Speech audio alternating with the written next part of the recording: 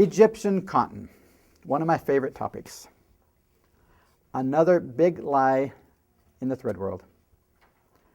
All that thread out there that is Egyptian cotton, all the bed sheets, all the clothing, all the towels that say Egyptian cotton, they're lying to you.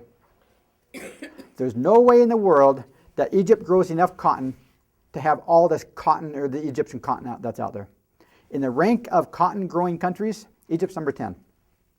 So if we do a bar graph, we got number 1, China. Number 2, 3, 4, 5, 6, 7, 8. Now by the time we get to number 10, they grow this much on the bar graph compared to number 1's this much. Egypt's number 10. There's no comparison. There's no way Egypt grows enough cotton to have all these Egyptian cotton products out there. Absolutely impossible. Where's the United States on that? United States is in the lower half. So they're in the top 10, but they're down there. Egypt is huge, India is big, Pakistan is big.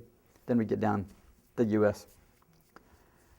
Why do they call it Egyptian cotton? Some of it is actually deceptive. Some of it is ignorance.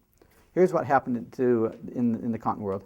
In the late 1860s, southeastern U.S., they were able to develop a higher grade cotton. And that was really the first time long staple cotton was developed. It's called Sea Island cotton. Great cotton. Longer fiber, stronger, better. Everybody wanted it. So this is the 1860s. Of course, as traders are going around the world, they take the good cotton, the good seeds, and they take them around the world. And they took these, and some ended up in Egypt. And they planted them in Egypt. And it flourished. And Egyptian cotton became well known as, that's the prize that I want. That's the best. I want Egyptian cotton. So guess what people did?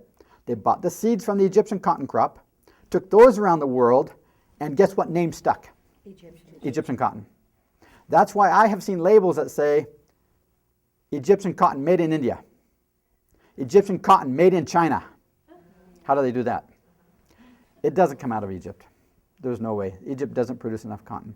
But the name stuck. Some of it really is innocence, because by the time now factories will buy a bale of cotton, who knows where it came from? You can't tell under a microscope if it was grown in Egypt. Does it really matter, by the way? No. Anyone from Idaho? Okay, Idaho. What's Idaho famous for? Potatoes. Does it really matter? No. Yes. Yes? I can tell the difference. You can tell the difference? Well, guess what? Those who know potatoes say there is a difference. And guess who knows potatoes? McDonald's, Burger King, Wendy's, Jack in the Box, all the fast foods. The ones that sell French fries. And they want the Idaho potato before they want any other potato.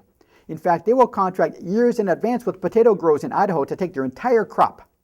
They want all they can get. And when they can't get enough, then they go to the Oregon, perhaps California, Midwestern states. There is a difference. Because something about the soil, the climate, the minerals, the water, something about the Idaho potato that makes the ideal French fry. And those who know potatoes really, really know the difference. So it is in Egypt.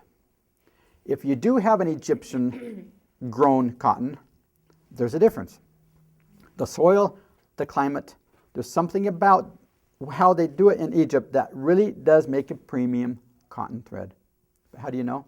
Impossible. Because so many labels now say Egyptian cotton. The only way that we know ours is grown in Egypt, and by the way, we're the only company that can honestly say, as far as I'm aware, Egyptian grown cotton, we put that on our label now.